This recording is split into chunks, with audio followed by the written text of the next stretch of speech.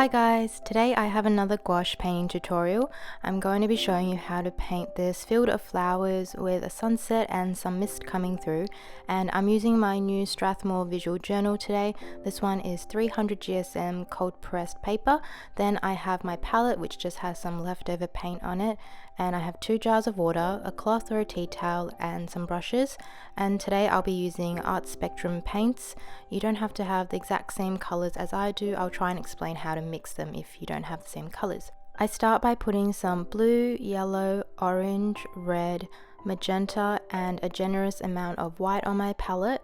Then I start with my flat brush and I've already soaked it through with water, and now I'm just picking up some white and I'm going to mix a really light blue. So you only need a tiny bit of blue to mix this really light blue color, and we're going to start with the sky first.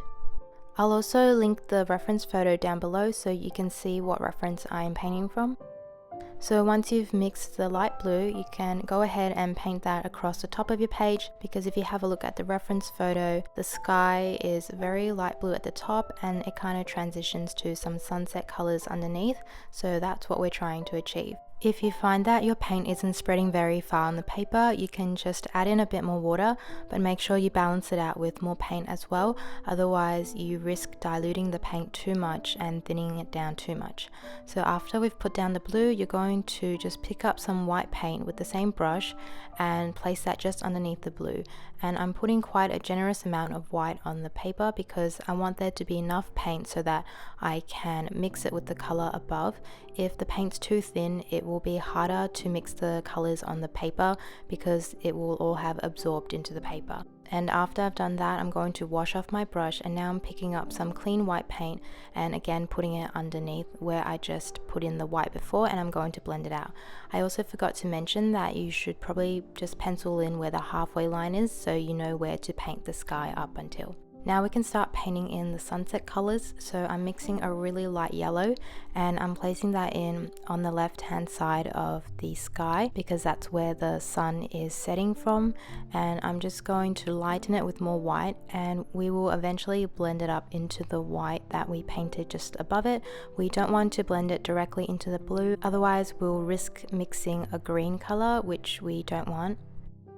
Now I'm picking up some of the orange. If you don't have orange, you can just mix it yourself by mixing red and yellow, and I mix the orange with some of the yellow and white, and I'm just placing it next to the yellow on the paper and I try and blend it out. You don't have to blend it perfectly at this stage. We're kind of just trying to block in all the colors of the sky, and we're trying to put enough paint on the paper so while it's still wet we can come back later and blend everything out even more smoothly. Now I'm starting to add a bit of red to the mixture as I transition to the right side of the page, and again I make sure to lighten it with a lot of white so it's more of a pastel shade.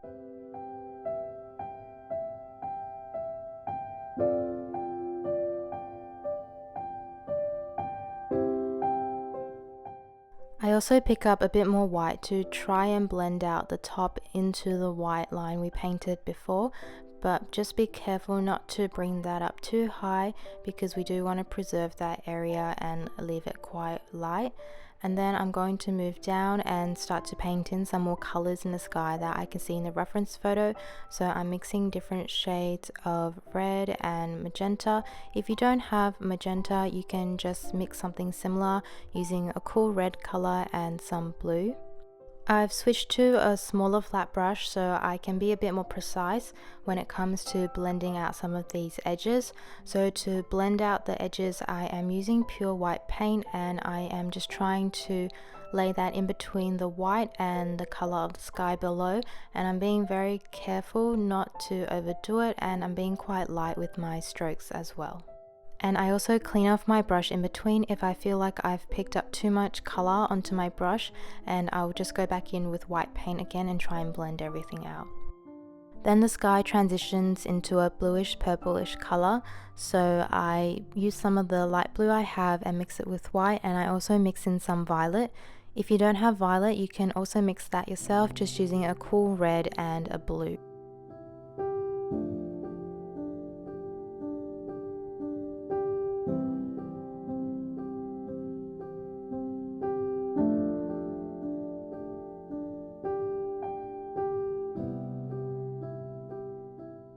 To create a smooth transition between the blue we just put down and the red above it, we just have to mix the in-between color. So I'm mixing the magenta with white and I'm putting that in between the two and just blending it out there.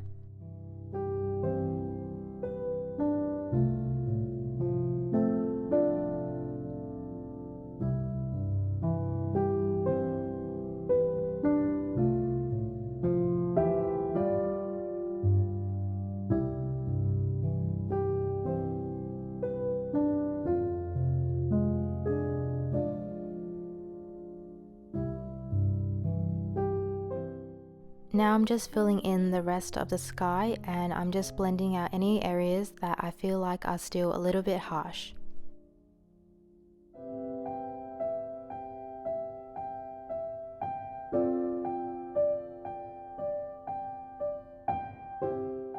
Moving on to the tree line now, I'm putting some Prussian blue and black on my palette, and I also switched to a round brush and I mixed the blue with the black and I'm going to paint in where the tree line is.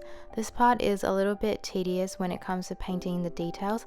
It's up to you how detailed you want it to be, but I am still using the same brush and I'm using the tip of my brush to paint in little dots using a stippling motion to suggest a tree outline.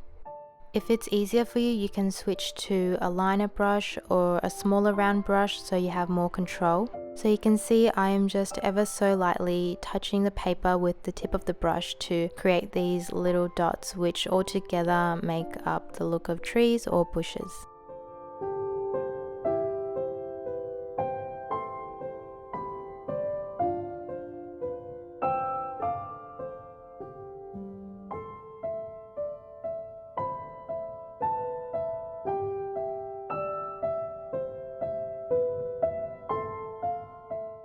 Here I'm switching to a liner brush and you can see it's a little bit easier to paint in these small details with it, because even if you press the brush down on the paper quite hard, the brush stroke won't be that large. So maybe using a liner brush will be easier for this step.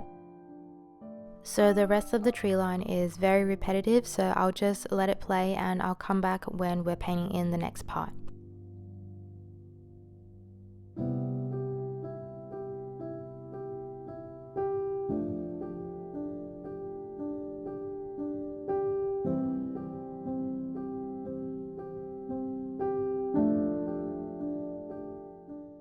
In this next step, we're going to try and paint in the mist, and it's a light purple color, so I'm mixing the violet with a lot of white so that it's a very light color, and I'm going to paint that in just below the tree line we just put in.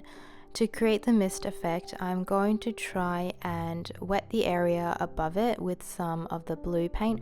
So I'm mixing the blue and the black that we have from the tree line mixture, and I have quite a bit of water mixed in with my paint, so that way you can see when I do go back in with the lighter purple paint, when I paint a line underneath, just as it touches the blue I just put down, it will cause the blue to bleed, which is what we want, because we want the edges to not be smooth. We want it to have a blurred effect so that it looks like mist.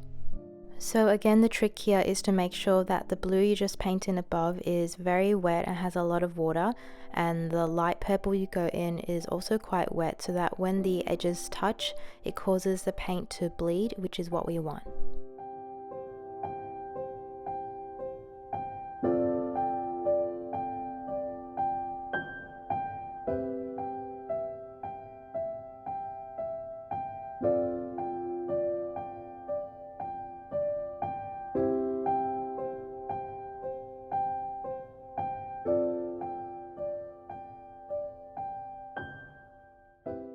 Now I'm going to bring it down a little bit lower and mix in a bit more violet so that it gets a little bit darker, and just bring the mist down even more.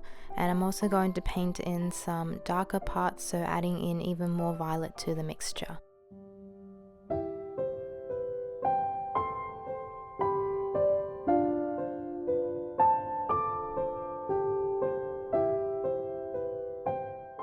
Now we can start painting in the base color for the field of flowers. So we're mixing a green, I'm just mixing yellow with blue, and I'm just going to also darken it with some black, and we're going to just lay that in as the base layer.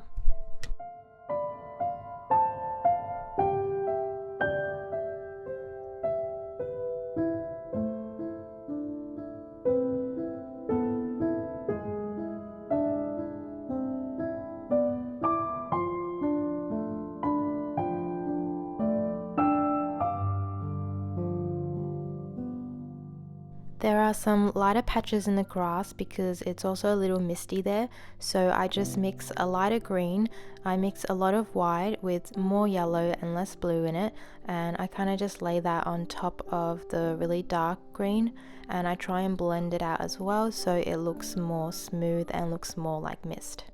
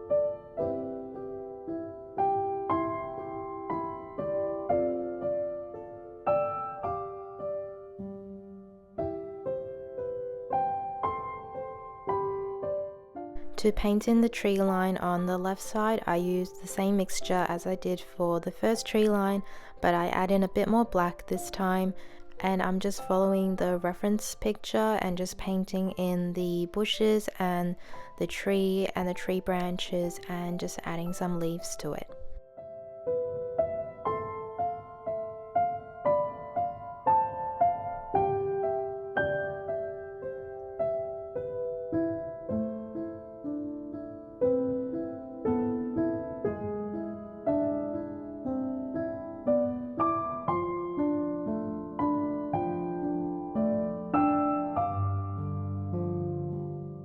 For the leaves, I'm using the same stippling motion as last time, and I'm using a liner brush so that I have more control over it and it's easier to paint in the little details.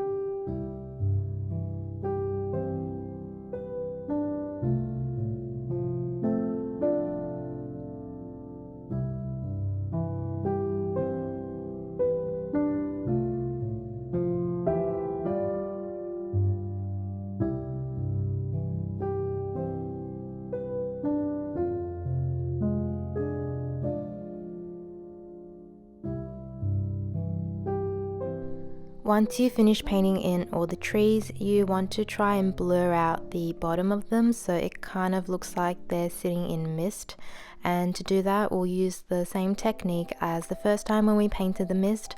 So you can put some light purple color underneath, and then paint in some of the black using a really watery mixture, and then go back in with the light color and just try and get the colors to bleed together so it creates a really smooth transition and makes it look like it's very misty. I'm moving on to painting in the flowers now, and again I'm using the liner brush so I can paint really thin lines, and I'm using my violet mixture and I'm just painting in these little lines first. So these are the really far away flowers, so they're quite light, and then I also darken the mixture a little bit and paint in a second layer. Then I start to paint in the flowers using an even darker violet mixture.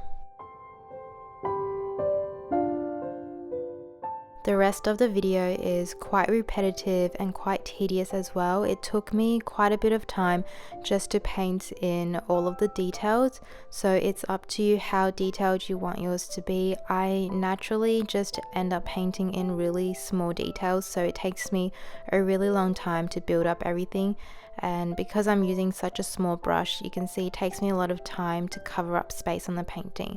But all I did for the rest of the video was I painted in some of the grass, so I used the green mixture and lightened it and just painted in grass here and there, and then I continued painting in the individual flowers, so I would layer it from dark to light. So I'd start off with a darker violet mixture and put in where all the flowers are, and then later you'll see I'll add in highlights to it so it looks like it's a bit more realistic. And the light source is kind of coming more so from the left side, so I tended to highlight the left side of the flowers more. So that's basically all I did for the rest of the video. At the very end I also used white and just put in a few dots here and there just to add in some more highlights, but I'll just let the rest of the video play and I'll put it on a faster speed so you can just watch the process, but it's essentially the same thing.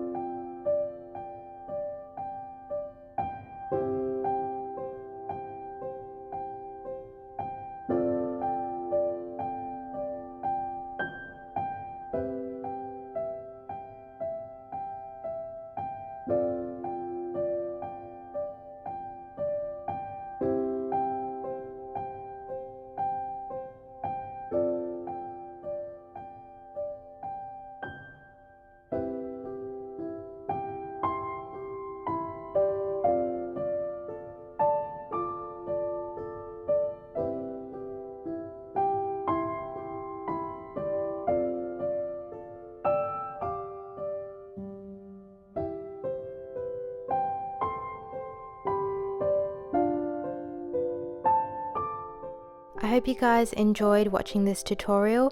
This painting took me around 2 hours to do, so if you do follow along then take your time with it because it can take a little while to complete. Hope you guys will give it a go, and if you do, feel free to tag me on Instagram because I would love to see. Thank you so much for watching and I'll see you in another video. Bye bye!